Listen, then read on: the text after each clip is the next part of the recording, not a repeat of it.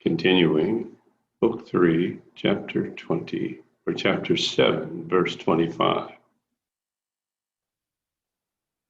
As light is connected with sunshine, and emptiness with sky, and as omnipresence is present with everything and everywhere, such is the form of the Supreme Spirit that you want to know. Ram asked, but how are we to understand that he who bears the name and nature of absolute and infinite reality should be compressed within anything visible in the world? Such is quite impossible to believe. Vasishta replied, the false conception of the creation of the world resembles the false impression of colors in the clear sky. It is the knowledge of Brahman that constitutes his form, or else there is no act of his whereby he may be known to us. He is entirely devoid of any visible form, and therefore no better way for anyone other than to know him as truth. After trace of phenomena is gone, there remains a preeminent object of conception, which is inborn and manifest of himself. This concept of the supereminent, having no visible appearance, often has no reflection, and at other times it is reflected in the mirror of the mind.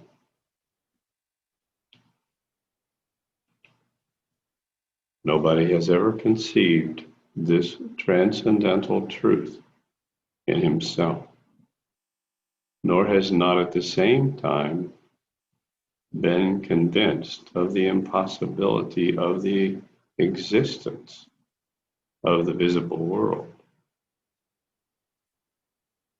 Ram replied, tell me, O sage, how the existence of so many extensive worlds composing the visible universe can be thought of as unreal or comprised in the minutiae of the divine mind, like Mount Meru in a sesame seed. Vasishta replied, if you stay in the company of holy men a few days, and if you study sacred scriptures with a steady mind with me,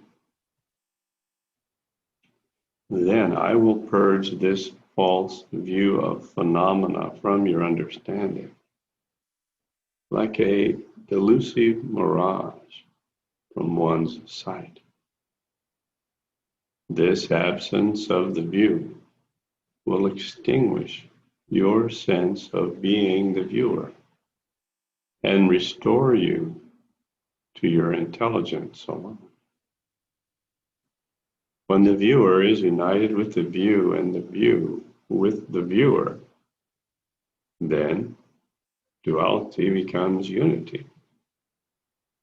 Duality blends into an inseparable unity.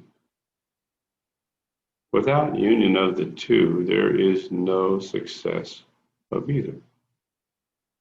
When viewer and viewed have disappeared, only one unity remains.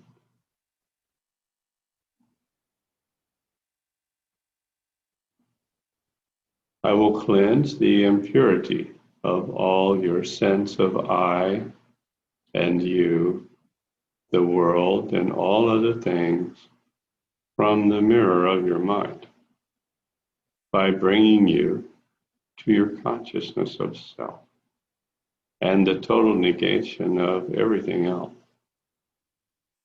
From nothing never comes a something, and from something never proceeds on nothing. So there is no difficulty whatever in removing that what does not exist in nature. In the beginning, this world, which appears so very vast and extensive, was not in being.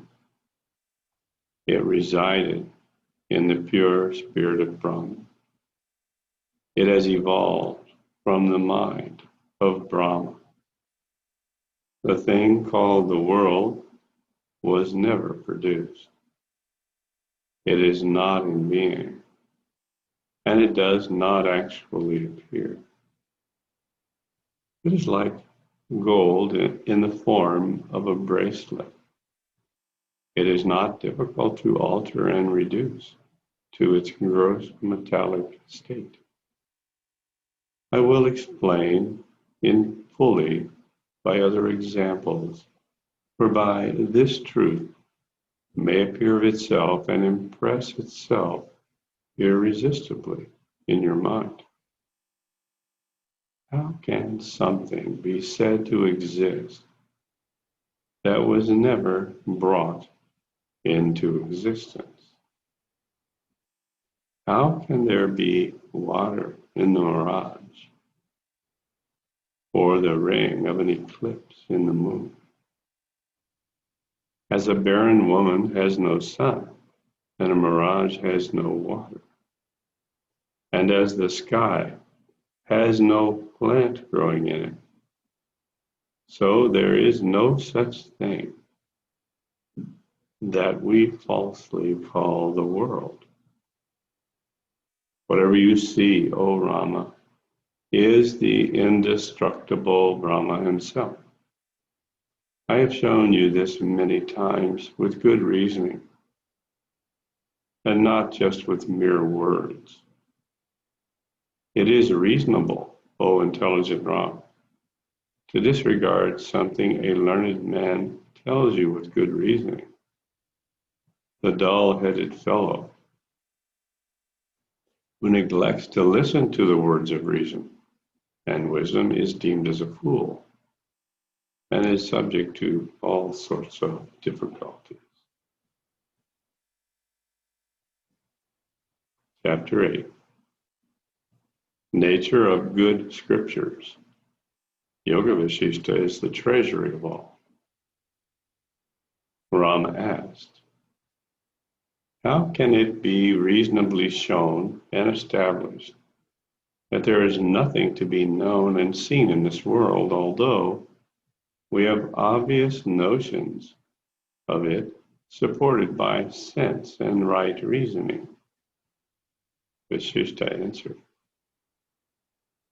this endemic of fallacious knowledge of the reality of the world has been prevalent for a long time.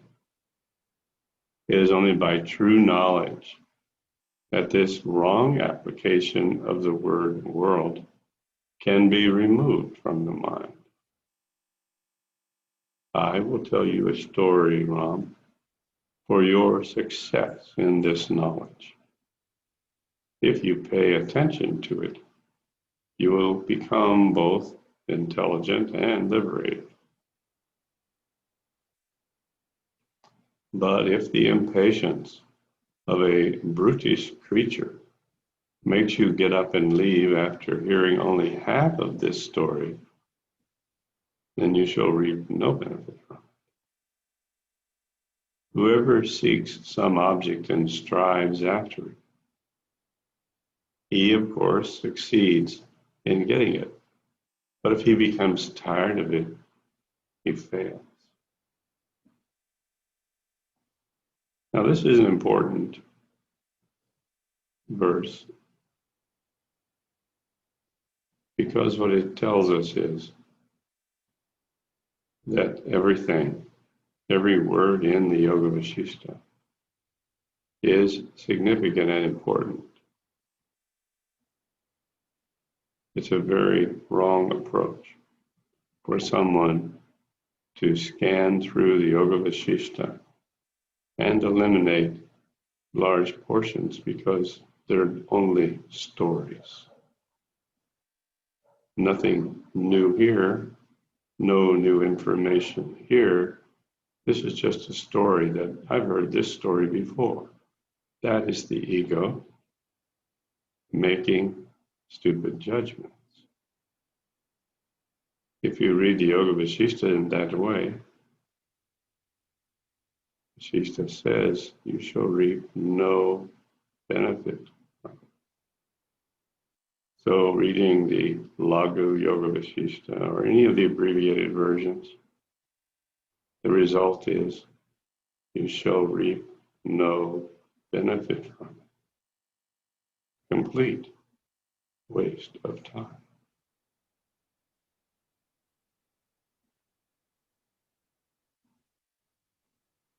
Ram, if you keep to the company of good and to the study of good scriptures, then surely you will arrive at your state of perfection in course of a few days or months, according to the degree of your diligence. Ram said, O you who are best acquainted with the scriptures, tell me which is the best scripture for the attainment of spiritual knowledge, such that its familiarity may release us from the sorrows of this life. Vasishta replied, Know, O high-minded Ram, that this work is the best on all others on spiritual knowledge. It is the auspicious Yoga Vasishta, great Ramayana, the scripture of scriptures. This Ramayana is the best of histories. It serves to enlighten understanding. It is known to contain the essence of all histories. And by hearing these doctrines, one easily finds his liberation coming of itself to him. This is why it is regarded as the most holy writing. So what is being told here is that this collection of words and phrases and paragraphs and information is the complete antidote to all imperfect knowledge constructs that exist in humanity. This is the complete antidote for all imperfect knowledge constructs. That's why by skipping parts or by even listening to or reading the whole thing, but without being established in the silent witness the whole time, one will not be able to clear enough of the karmic traces to reveal the divine karmic traces that underlie everything.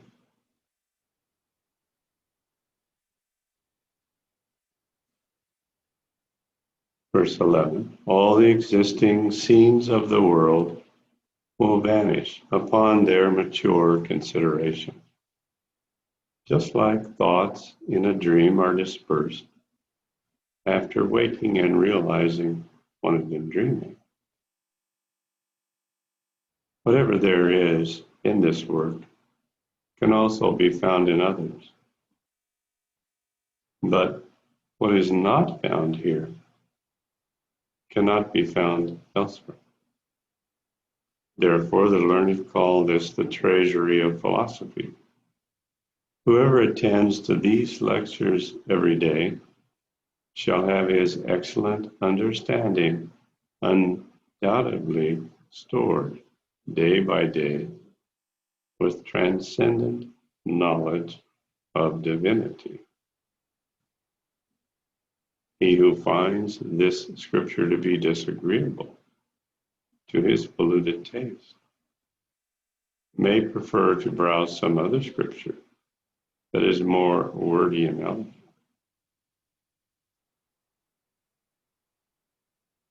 Now, if someone finds this particular scripture disagreeable, Vasishta says he has polluted taste.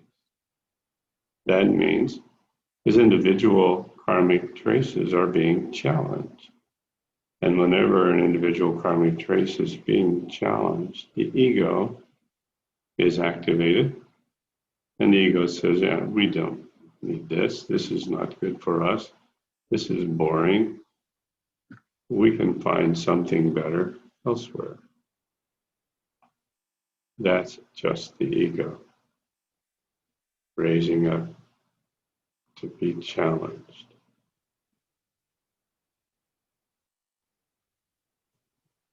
One feels himself liberated in this life by listening to these lectures, just as one finds himself healed of a disease by the potion of some effective medicine. Now, this is important because just listening attentively or reading attentively the Yoga Vasishta, but not always being established in the silent witness, it will have some beneficial temporary effect, because karmic traces exist on superficial levels as well. Even in the physical, we have karmic traces that have bound up the DNA, limiting the functionality of every cell to perform its operation as it can, as it is designed to. And so, a little bit like the power of positive thinking that was so popular long ago when Napoleon Hill and others discovered it. If you just think you're something ideal, powerful, positive, happy, successful, wealthy, you can become it. They didn't understand that it only gave a temporary upliftment or blessing, because only the conscious thinking mind was involved for most people. Then the subliminals came along. Subliminals are special because they penetrate the conscious thinking mind and go into the subconscious mind. But even subliminals don't create a lasting effect unless the individual is established in the silent witness. Then something amazing happens with the subliminal. The subliminals do reach the deeper levels.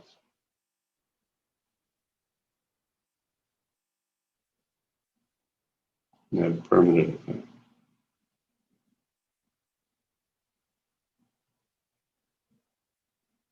The attentive hearer on these lessons perceives their efficacy in himself in the same way one feels the effects of curses or blessings that always have their full effects in time. All worldly miseries are at an end when he who considers well these spiritual lectures within himself. A similar effect is hard to produce, though clarity or austerities, or through performing rituals ordained in the ancient Vedic texts, or through the many hundreds of practices that scriptures describe. Chapter 9. Description of living and bodiless liberation. God is a supreme cause of all. Brahman. Vasishta continued. They are truly delighted and gratified, who with all their hearts and minds are always devoted to holy conversation among themselves. Those devoted to the acquisition of knowledge and investigation of spiritual science enjoy the same bliss of liberation in their living state, as it is said to attain disembodied soul.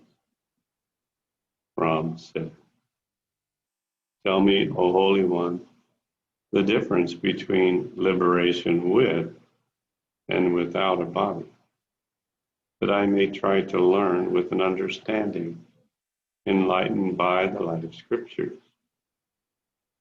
Vasishta said, "Whoever remains as he is and continues intact as emptiness amidst society is called the liberated while in the body. Jivan Mukta. Who remains employed only in his exercise of intellect and seems to be sleeping in his waking state, though he is conducting his worldly affairs, is called liberated while in the body. One whose countenance is either flushed nor dejected in pleasure or pain, and who remains content with what he gets, called liberated while living.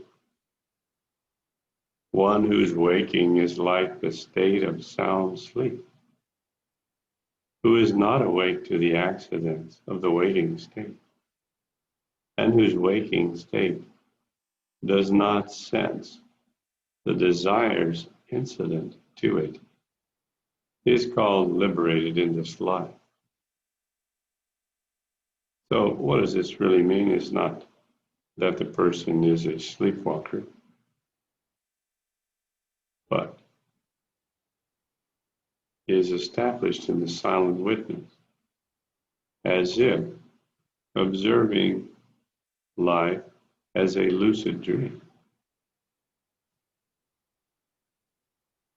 You know, during a lucid dream, this is why it's so important, one gets the experience of a clear experience of being established in the silent witness. Now it's like an image in a mirror. It's not the real experience of being established in the silent witness, at first at least, because the ego is there remarking, "Oh wow, I'm having a lucid dream. Let me figure out what I can do here. Maybe I can fly." That's the ego in a lucid dream, trying to do something. Whenever there's this urge in a lucid dream to do something, then it's your ego that is awake and pretending to be the silent witness, isn't it?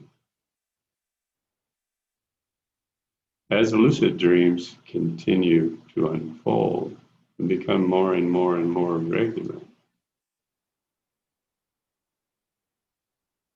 what happens is one becomes more and more detached from the lucid dream, realizing that whatever is going on in the dream, it is simply just the balancing energies of karmic traces. It doesn't need to be changed. It doesn't need to be turned into some beautiful scenery. That monster doesn't need to be turned into a beautiful person. Because one is completely aware this is a dream, which is a manifestation in the conscious thinking mind of the activities of karmic traces. Now we could make the argument, well, this world is just like a dream, isn't it? So why do we care about changing it? Why do we want to create 1,000 communities around the world? Just leave it alone. Just watch it. It's okay. Well, that's an approach. That's an approach that one can take if established in the silent witness.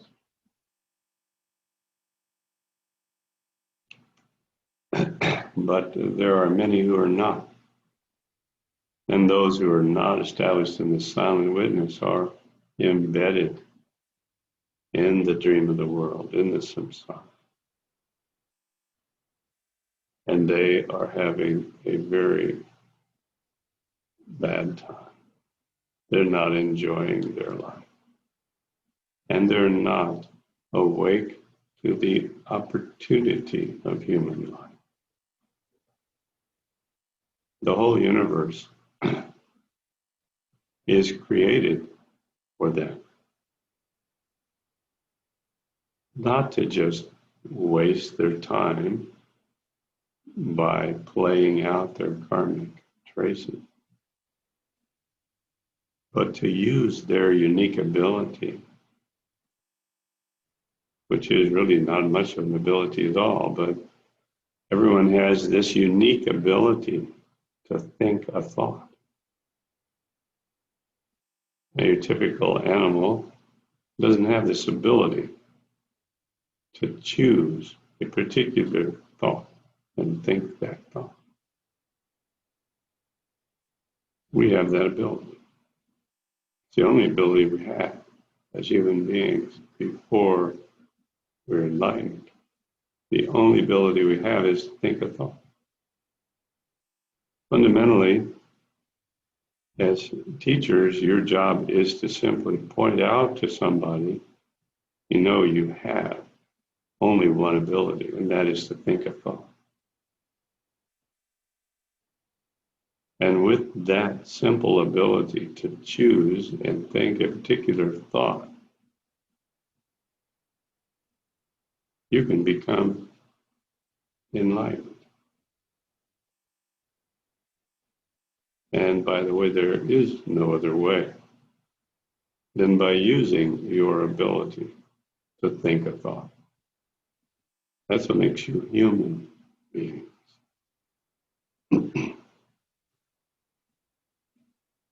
So the question then comes, well, what thought do you advise that I think?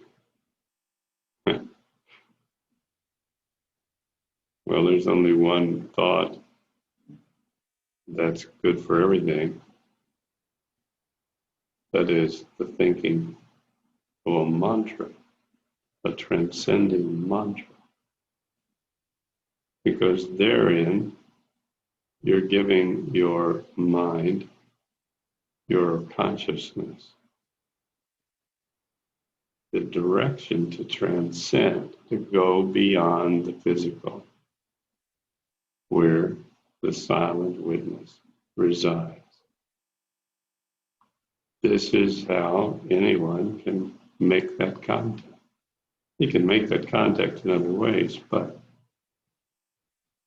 by thinking a mantra, if you don't make the contact, at least you balance some karmic traces, improving your ability to make the contact the next time you meditate. So that's why thinking the proper mantra is the best thought. Just think, at the beginning at least, of this adventure of self-realization. Verse 8.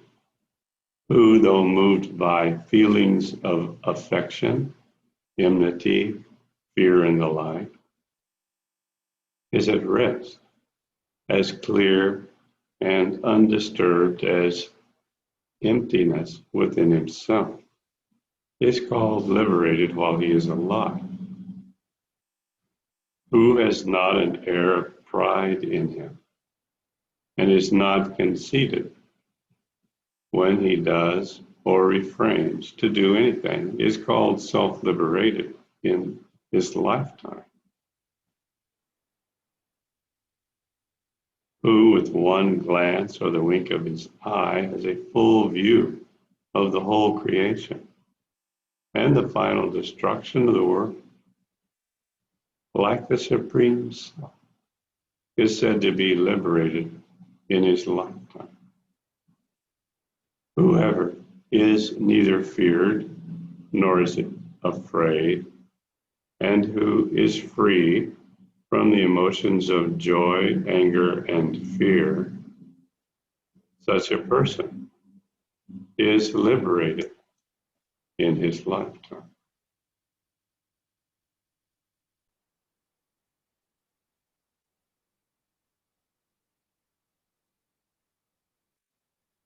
Who with one glance or the wink of his eye has a full view of the whole of creation and the final destruction of the world, like the Supreme Self, said to be liberated in his lifetime.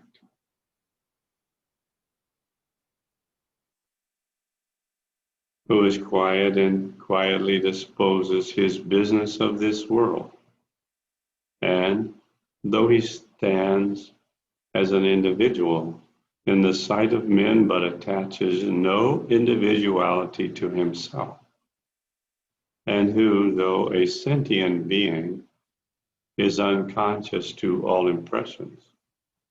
Such a person is the living, liberated soul, who, being full of all possessions and having everything present before him, remains cold and apathetic to them, as if they were useless to him. Such a man is liberated in his life.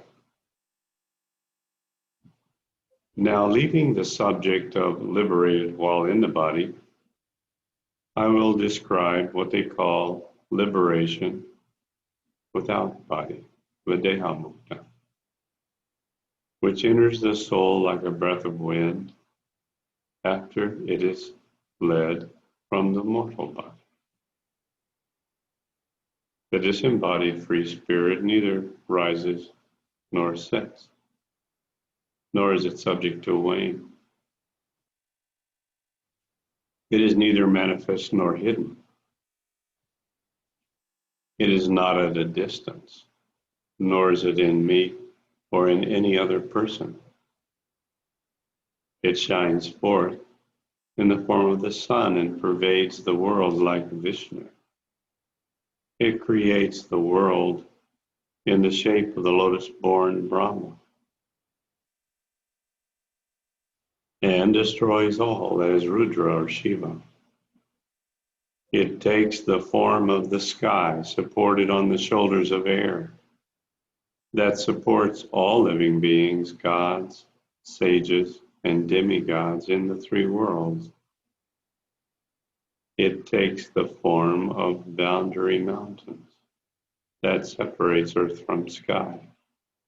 It becomes the earth and supports these numerous types of beings. It takes the forms of trees, plants, and grass, and yields fruit and grains for nourishment. It takes the form of fire and water,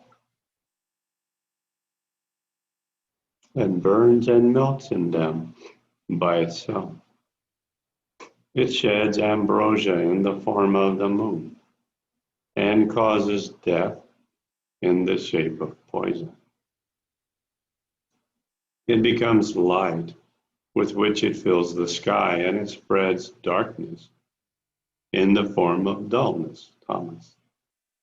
It becomes vacuum to leave empty space for all, while in the form of hills, it obstructs their free passage on earth. In the form of the fleet mind, it moves the self-moving animals. In the form of dull matter, it fixes that which is incapable of motion. It girds the earth by its form of the ocean, just like a bracelet encircles the arm. The bodiless spirit takes upon it the great body of the sun and illuminates all the worlds with their minute particles, while it remains quiet in itself.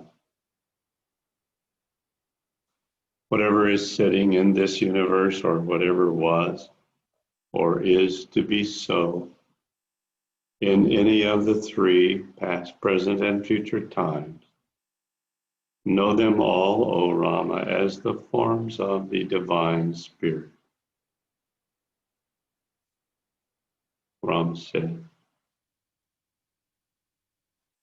tell me, O Holy One, why this view of liberation appears so very difficult to me. It makes me believe that liberation is altogether incomprehensible and unattainable by anybody.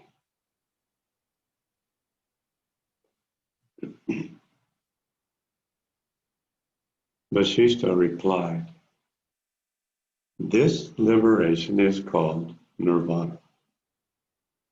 It is also called Brahman. Attend now to the means of its attainment. All such visible objects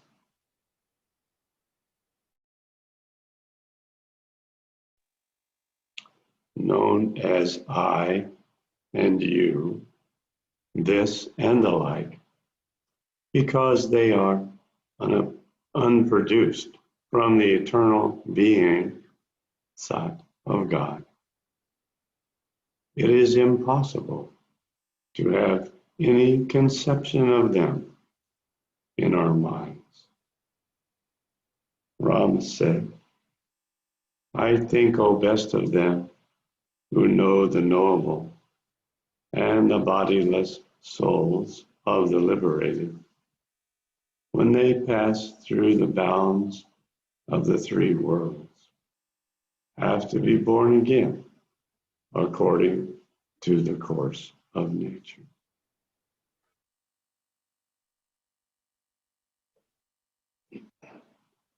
Vasishta replied, those who retain a memory of the three worlds have to move about in them.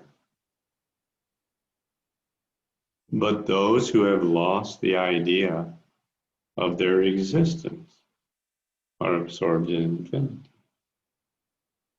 For how can one derive knowledge of the unity of God from his belief in duality, the separate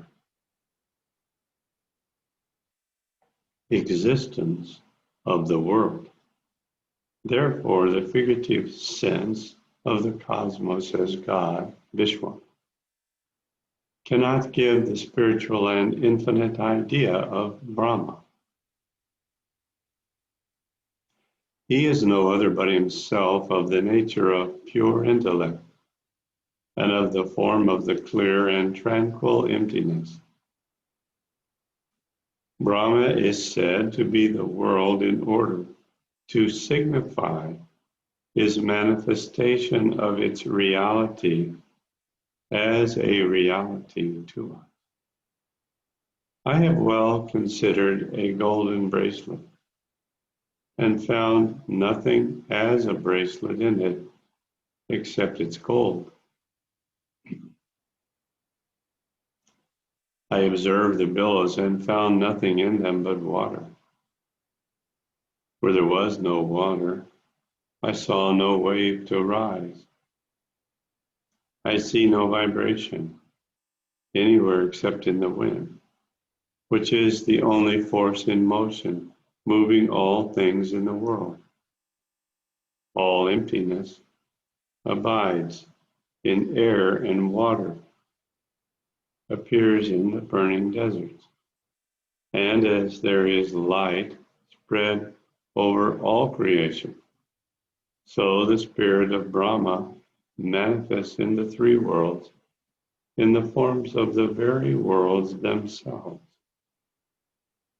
Rama said, "Oh, tell me, O sage, what makes this world, with its nature of absolute non-existence, exhibit such distinct appearance in its phenomena? Tell me also, if the viewer and the view both become extinct, how can their nirvana or absorption in the deity remain without their personalities? Again, as it is impossible to conceive the existence of phenomena, say how it is possible to conceive the existence of the invisible Brahma in its own nature. By what mode of reasoning can this truth be known and ascertained? And this being accomplished, there remains nothing else to be inquired into." Vasishta replied, "This false knowledge or predisposition toward the reality of the world has been long prevalent, like a chronic disease, and must be removed only by the specific mantra of reasoning.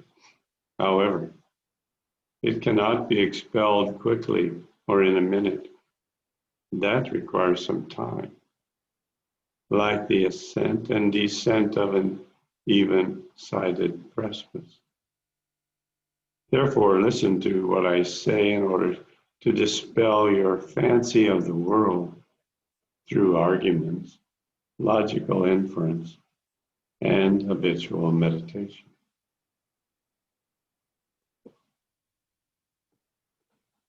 Rama, listen to a tale that I am to tell you for your attainment of this knowledge. By hearing it, you will become intelligent, wise, and liberated.